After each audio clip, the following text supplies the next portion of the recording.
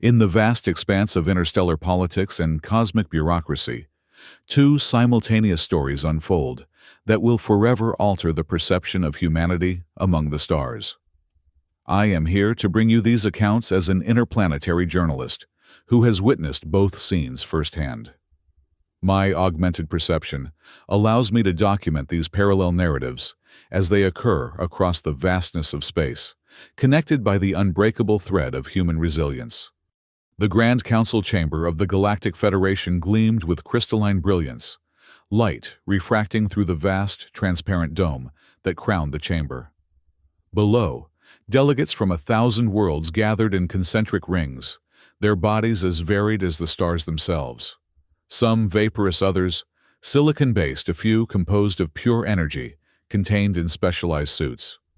The chamber hummed with a multitude of translated voices, a symphony of diplomatic exchanges and political posturing.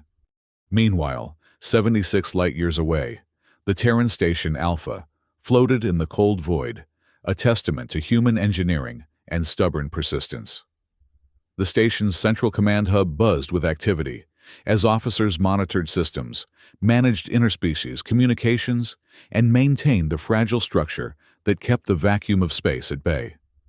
Captain Eliza Rodriguez stood at the center of this organized chaos, her weathered face illuminated by the glow of holographic displays. Incoming transmission from Fleet Admiral Takahashi announced Lieutenant Walsh, her fingers dancing across the console. These two locations, the majestic council chamber and the utilitarian Terran station, were about to become the stages for humanity's most critical moments since joining the galactic community. In the Crystal Hall, Myra Solis adjusted her formal diplomatic attire nervously.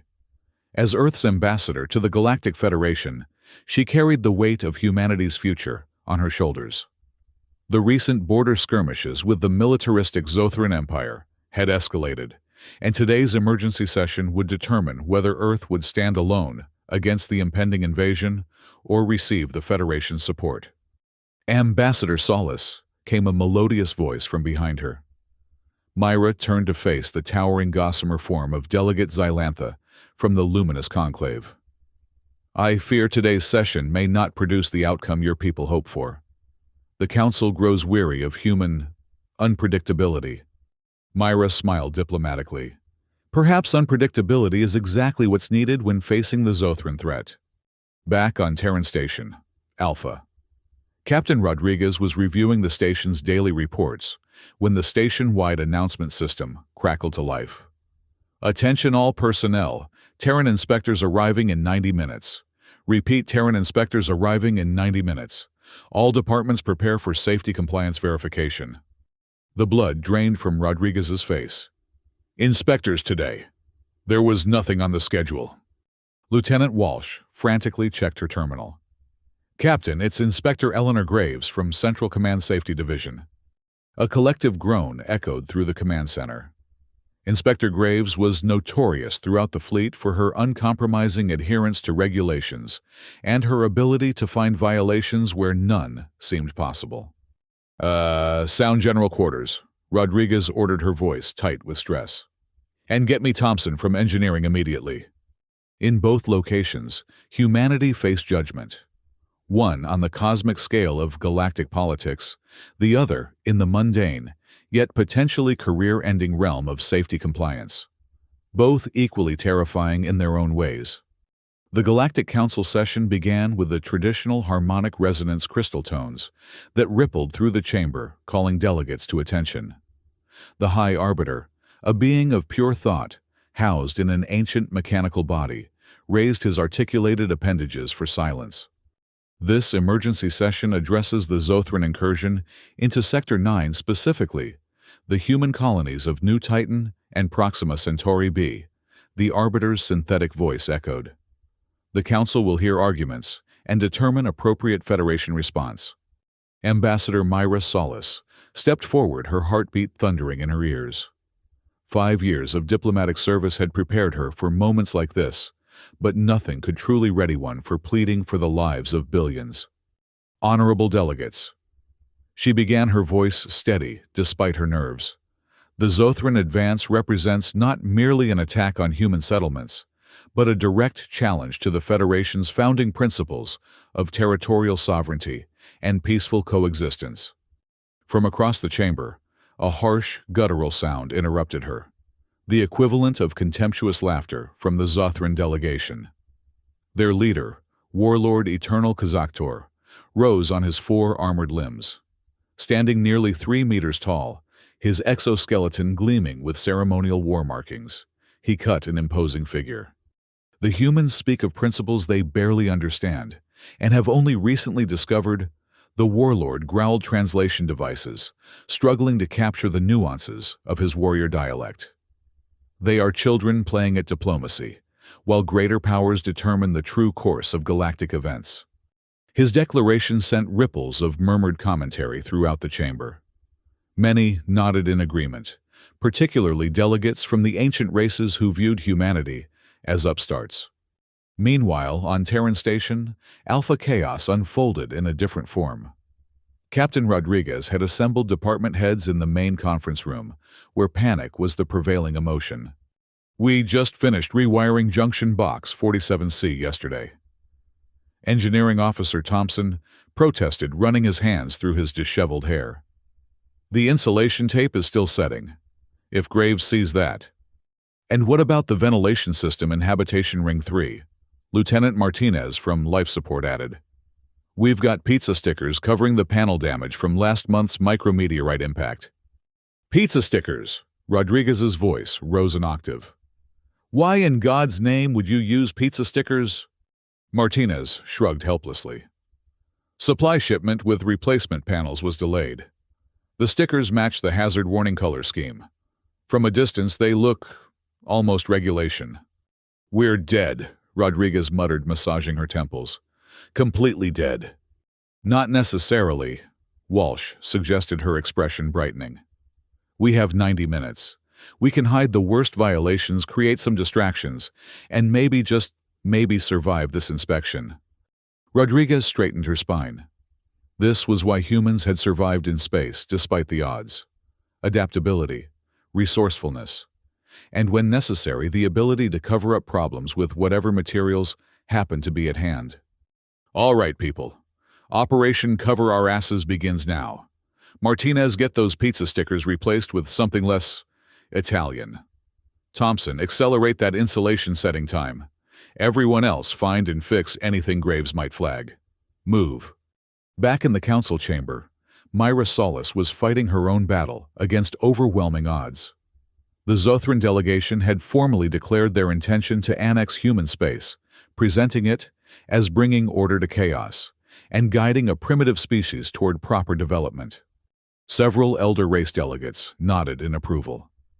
The Ardalan representative, a silicon-based entity over 15,000 years old, spoke with the slow deliberation of ancient wisdom. Perhaps the humans would benefit from Zothran guidance. Their development has been concerning in its speed and direction. Myra felt the situation slipping away. Traditional diplomatic channels were failing. The Council was genuinely considering allowing the Zothran Empire to mentor humanity through conquest. She needed something dramatic, something unexpected. She closed her eyes, briefly, centering herself. Then she did something no human diplomat had ever attempted in the council chamber. "By the ancient right of challenged species, I invoke the Primal Advocate Protocol," she declared, her voice ringing clear through the suddenly silent chamber. Gasps and murmurs erupted. The High Arbiter's mechanical body whirred in surprise. "Ambassador Solis, the Primal Advocate Protocol has not been invoked in 7,000 cycles. Are you certain you understand what you're requesting?" Myra nodded firmly. "I do, Arbiter. Humanity calls upon our Primal Advocate to speak on our behalf." The chamber's crystalline structure began to vibrate at a frequency that made many delegates uncomfortable. The lighting dimmed, as if the stars themselves were withdrawing their glow from the proceedings. "Very well," the Arbiter intoned solemnly. "Let the Primal Advocate of Humanity be summoned." On Terran Station Alpha, the emergency preparations had descended into controlled mayhem. Maintenance crews raced through corridors with replacement panels, proper hazard labels, and industrial-strength adhesives. Officers frantically reviewed safety protocols they had ignored for months. In the kitchen facilities, 3 chefs hurriedly removed personalized modifications to cooking equipment that violated at least 17 regulations. 30 minutes to inspection, announced the station AI in a calm voice that only intensified everyone's panic. In engineering, Thompson supervised a team applying legitimate thermal coating over jury-rigged connections. Faster. It only has to look good for the inspection. In the medical bay, Dr. Samuels was hiding experimental medication behind regulation-approved supplies. If Graves asks, we've never heard of enhanced stimulants. Understood. And in her office, Captain Rodriguez was practicing her most innocent expression in a mirror while Lieutenant Walsh coached her. No, that looks guilty. Try looking mildly surprised, as if inspections are a welcome opportunity to improve station operations. Rodriguez attempted another expression. Now you look constipated, Walsh sighed. Maybe just try not to speak much. In the council chamber, the temperature plummeted dramatically. Frost formed on the crystalline surfaces, and delegates from warmer worlds shivered in discomfort. A dark mist gathered at the center of the chamber, coalescing into a tall, hooded figure that seemed to absorb light rather than reflect it. Death had arrived. Not metaphorical death, but death itself. The cosmic entity, the great equalizer, the end that awaits all living things regardless of species or technological advancement. In the complex mythology and metaphysics of the galactic community, death was recognized as a fundamental force, one of the few constants that transcended all cultural and biological differences. And somehow, impossibly, death was humanity's primal advocate. The hooded figure surveyed the chamber, empty eye sockets nevertheless conveying a sense of amused interest. When it spoke, its voice was not loud, yet it penetrated to the core of every being present. It has been some time since I was called to this council. Death, said skeletal fingers adjusting its grip on an ancient scythe. I find myself curious as to why humanity has chosen me as their advocate. The Zothran warlord, to his credit, showed no fear. This is an outrage. The humans cannot claim death as their advocate. They have no special relationship with mortality. Death's skull tilted slightly. Don't they? With a gesture, Death conjured images that floated throughout the chamber. Humans, throughout their history facing plagues, wars, natural disasters, yet continuing forward. Humans, building civilizations in inhospitable environments. Humans, dancing at the edge of volcanoes, sailing across turbulent oceans, venturing into space in vessels that more advanced races would consider death traps. Humans, Death continued, have the most interesting relationship with me of any species I have encountered. They fear me, yes, but they also challenge me, bargain with me, sometimes even laugh in my face.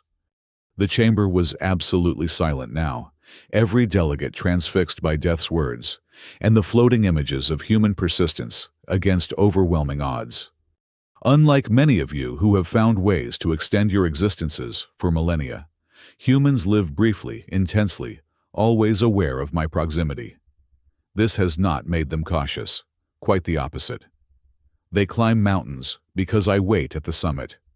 They explore space because I lurk in the void. They create art and music and literature as acts of defiance against my inevitable arrival. Back on Terran Station Alpha, the moment of judgment had arrived. The airlock cycled, and Inspector Eleanor Graves stepped onto the station.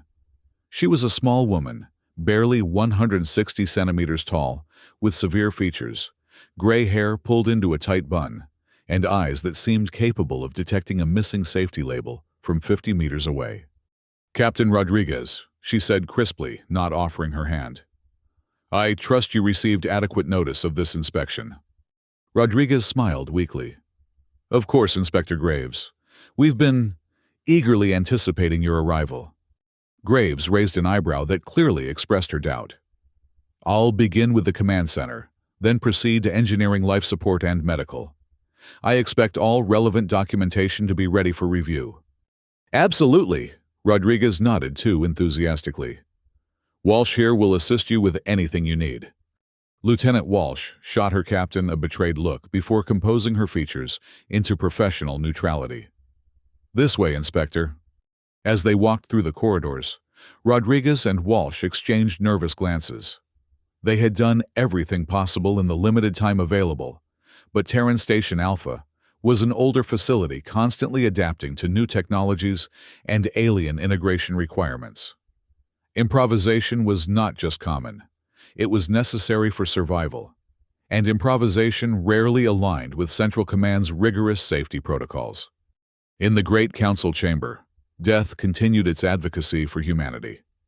The Zothran Empire believes they can bring order to human worlds. Death's voice carried a hint of amusement. They cannot even bring order to their own mortality. The warlord bristled, his armored plates clicking in agitation. "The Zothran Empire has conquered 100 worlds.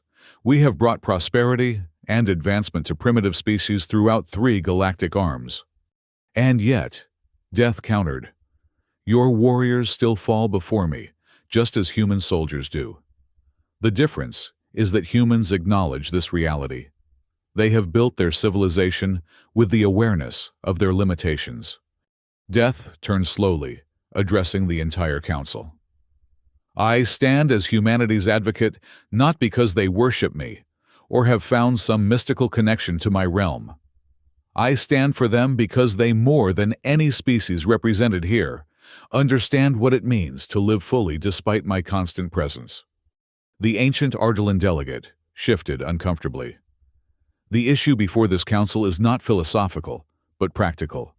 The Zothran expansion threatens stability in Sector 9. "Precisely," Death agreed. "And who better to stand against them than a species that does not fear destruction? The Zothran strategy relies on intimidation, on the threat of death. Such threats have limited effectiveness against humans." Ambassador Myra Solis watched in amazement as Death advocated with unexpected eloquence. She had invoked the Primal Advocate Protocol out of desperation, knowing only that humanity's advocate would be a fundamental force aligned with their essence.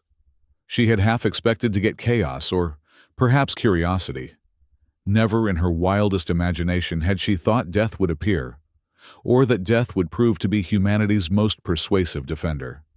On Terran Station Alpha, the inspection was proceeding with excruciating thoroughness. Inspector Graves moved through the command center with methodical precision, checking displays, reviewing emergency procedures, and occasionally making notes on her datapad. Each notation sent a spike of anxiety through Captain Rodriguez's heart.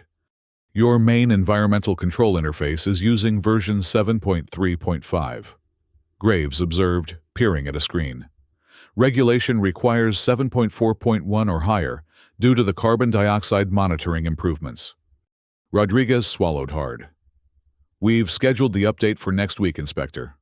The delay was due to compatibility testing with our non-human crew members' atmospheric requirements." Graves made another note. "Understandable, but still a violation. Proceed to show me engineering." As they moved through the station, Rodriguez noticed the frantic activity that had preceded their passage. The smell of fresh paint, conspicuously new-looking access panels, and crew members who suddenly appeared deeply absorbed in legitimate work whenever Graves looked their way. Thompson met them at the engineering section entrance. His uniform uncharacteristically neat, though a smudge of thermal coating on his ear betrayed the recent scramble. "Inspector Graves, welcome to engineering," he said with forced cheerfulness. "All systems operating within optimal parameters." "I'll be the judge of that," Graves replied, moving immediately to junction box 47C, as if guided by some supernatural sense for recent violations. Rodriguez and Thompson exchanged terrified glances. How did she know to go directly there? Graves examined the thermal coating, which was still slightly tacky to the touch. "This application appears recent." "Routine maintenance," Thompson offered quickly. "We believe in proactive upkeep." "Indeed," Graves said dryly, making another notation. In the council chamber, the debate had intensified. The Zothran delegation was now openly hostile, while other council members had begun to shift their positions after Death's compelling advocacy. The humans are dangerous precisely because of their relationship with mortality, argued the Zothran warlord. Their recklessness threatens established order. Their technology develops in unpredictable directions because they lack the patience for proper scientific progression. Fascinating, Death commented. You fear them. We do not fear, the warlord roared his translator, struggling with the volume. We recognize threat and address it appropriately. Death's empty eye sockets somehow managed to convey amusement. Then why the urgency to conquer them? Why not simply allow them to develop naturally? The truth, Warlord Kazaktor, is that your empire fears what humans might become if left unchecked. You fear their adaptability, their creativity born from necessity, their willingness to risk everything on unlikely chances. The council chamber hummed with discussion as delegates conferred with their advisors. The tide was turning. Myra could feel it. Death's advocacy had reframed the narrative from "should humans be protected from Zothran aggression" to "should Zothrans be allowed to eliminate a unique and valuable galactic perspective." Back on Terran Station Alpha, the inspection had reached the medical bay, where Dr. Samuels nervously presented their facilities to Inspector Graves. As you can see, we maintain full compliance with Central Command medical protocols. Samuels explained, gesturing to immaculately organized medication cabinets and diagnostic equipment. Graves nodded, surprisingly approving. Your medical bay is the most regulation-compliant section I've seen so far, Doctor.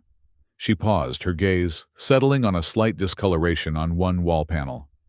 What's behind there? Samuels blanched. Behind nothing important. Just standard insulation and wiring conduits. Graves stared at the doctor until he wilted. With a sigh of defeat, Samuels pressed a hidden switch, and the panel slid aside to reveal a small laboratory space filled with experimental medical equipment and unregistered compounds. This is my research area, he admitted.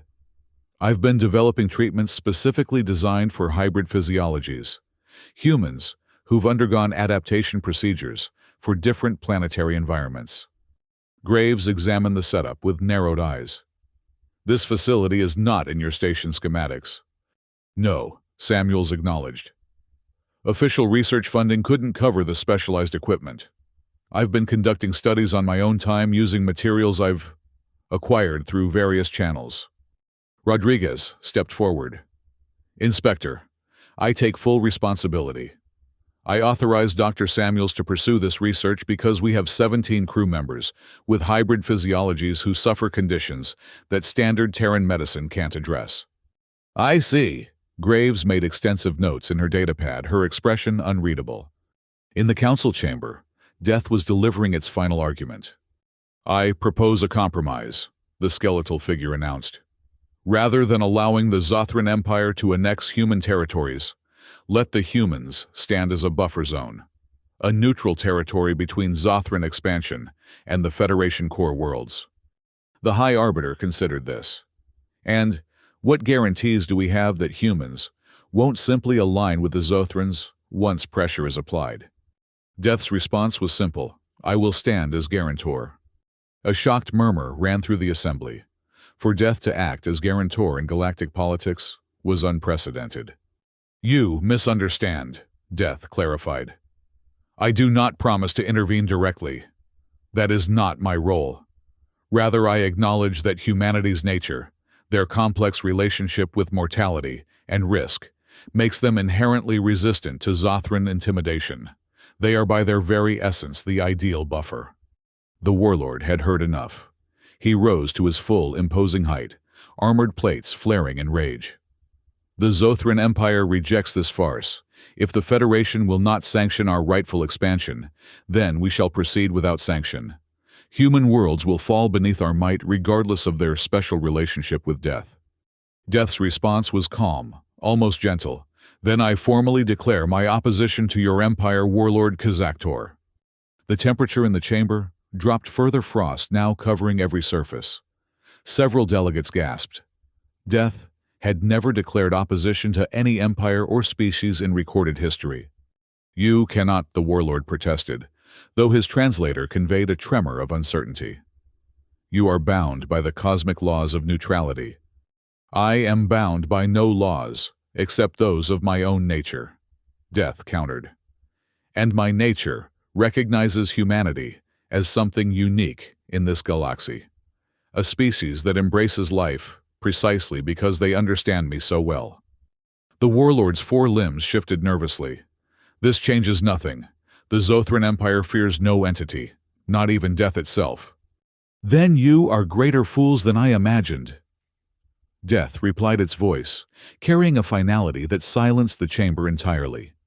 On Terran Station, Alpha Inspector Graves had completed her tour and gathered the senior staff in the conference room.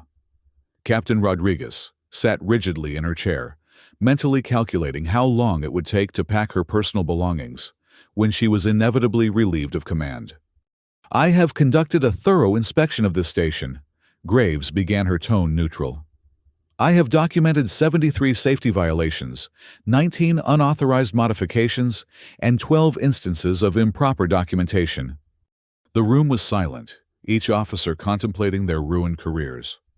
However, Graves continued unexpectedly, "I have also noted 47 instances of ingenious adaptation to unexpected circumstances, 23 examples of resource conservation through creative repurposing, and an overall station efficiency rating 22% above comparable facilities." Rodriguez blinked in confusion. "I'm sorry, Inspector, but are you complimenting us?" "Hardly," Graves replied crisply. "I am merely acknowledging the reality of frontier operations versus Central Command's theoretical ideals." She tapped her datapad, and the large screen on the wall displayed a complex form. "This is a conditional compliance authorization. It grants the station temporary exemption from 17 specific regulations, provided you address the most critical safety issues within 30 days. The officers exchanged stunned glances. "You're not shutting us down?" Thompson asked incredulously. "That would be counterproductive," Graves stated. "Stations like Alpha exist at the boundary of Federation space, often acting as our first line of contact with new species and unforeseen challenges. A certain degree of flexibility is necessary for survival." She fixed Rodriguez with a stern gaze. "However, this flexibility must be documented. Every modification, every workaround, every pizza sticker used as a temporary hazard label must be recorded and justified. The problem isn't your adaptations. It's your failure to properly document them for review and potential implementation elsewhere." Rodriguez nodded slowly, beginning to understand. "You want us to keep improvising, but tell Central Command exactly how and why we do it." "Precisely," Graves confirmed. "Your creativities may contain solutions that could benefit the entire fleet, but only if properly analyzed and vetted." She stood straightening her immaculate uniform. "You have 30 days to implement a comprehensive documentation protocol for all non-standard operations. I will return to assess your progress." As Graves prepared to depart, she paused at the door. "And, Captain, those pizza stickers were actually quite effective at capturing attention. I'm recommending a study into food-based safety signage for multi-species environments. Sometimes the most unlikely solutions prove most effective." With that surprising revelation, Inspector Graves departed, leaving the station's crew in a state of stunned relief. In the council chamber, the High Arbiter called for a formal vote on the matter of Sector 9 and the human colonies. With Death's unprecedented advocacy and declared opposition to Zothran aggression, the outcome was no longer in doubt.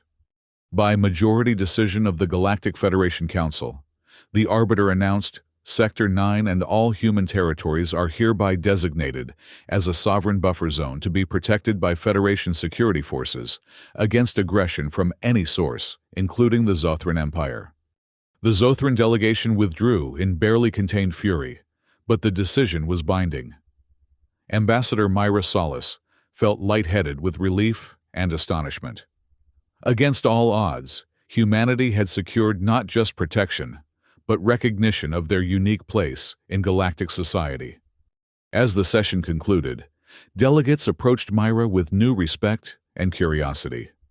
The Ardalan Elder actually bowed to her, a sign of deep regard from the ancient Silicon being. "Your species continues to surprise us," the Ardalan said. "To have death itself speak so eloquently on your behalf, it suggests we have much to learn from humanity." Death, preparing to depart, approached Myra one final time. Up close, the cosmic entity was both terrifying and strangely comforting, like a natural force that, while dangerous, was also essential and familiar. "Ambassador Solace." Death's voice was quieter now, meant for her alone. "You have served your people well today." Myra bowed deeply. "Thank you for your advocacy. I must admit I never expected Death to defend humanity so passionately." Something like amusement flickered in those empty eye sockets. "Who better to appreciate the value of life than the one who ultimately collects it?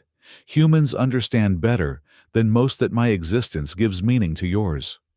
"Will you truly oppose the Zothran Empire if they attack despite the Council's ruling?" Myra asked. "I oppose no one and everyone equally," Death replied enigmatically. "But the Zothrans will find that facing a species that accepts my reality creates complications for their conquest strategies." With that, Death dissolved into mist and was gone, leaving behind only a lingering chill and the faint scent of ancient dust.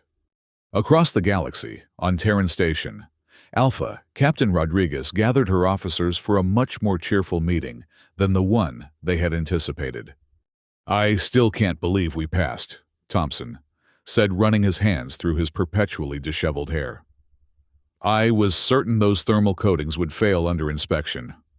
"The pizza stickers," Martinez laughed. She actually liked the pizza stickers. Rodriguez raised her coffee mug. "To improvisation, humanity's greatest skill, and to proper documentation, our newest challenge." As they toasted, the station's communication officer burst into the room. "Captain, news from the Federation Council. They've designated human space as a protected buffer zone. The Zothran threat has been neutralized." Cheers erupted throughout the station as the news spread. Humanity had survived not one, but two existential threats in a single day: interstellar war and bureaucratic inspection. In the quiet aftermath, Captain Rodriguez sat alone in her office, reflecting on the day's events. On her screen was a new form she was creating: documentation of non-standard solutions for exceptional circumstances. Below that heading was a subheading: "Because sometimes pizza stickers are the answer." She smiled to herself. Perhaps the true strength of humanity wasn't just their adaptability, or their creativity, or even their unique relationship with mortality. Perhaps it was their ability to find humor and hope in the most desperate situations, to cobble together solutions from whatever materials were at hand, and to face both cosmic threats and bureaucratic nightmares with the same determined spirit. As I conclude my report on these two pivotal events, separated by vast distances, yet united by the common thread of human resilience, I cannot help but reflect on what I have witnessed. From the grand cosmic drama of Death's advocacy to the mundane yet vital triumph over regulatory inspection, humanity demonstrated why they have earned their place among the stars. In the crystalline hall of the Galactic Federation, Ambassador Myra Solace stood tall as she accepted the Council's formal protection decree. "Humanity will not forget this day," she declared. "We will stand as the buffer between order and chaos, between life and death, between the known and the unknown. Not because we are fearless, but because we embrace our fears and continue forward despite them." And on Terran Station, Alpha Captain Rodriguez finalized her new documentation protocol with a personal note. "In the void between stars, faced with challenges unforeseen by regulations, humanity will always find a way. Sometimes with duct tape, sometimes with pizza stickers, sometimes with unauthorized laboratory experiments. But we will find a way. And now, we'll write it down properly. The screens showing both locations flickered, briefly revealing the fault lines and challenges that still lay ahead.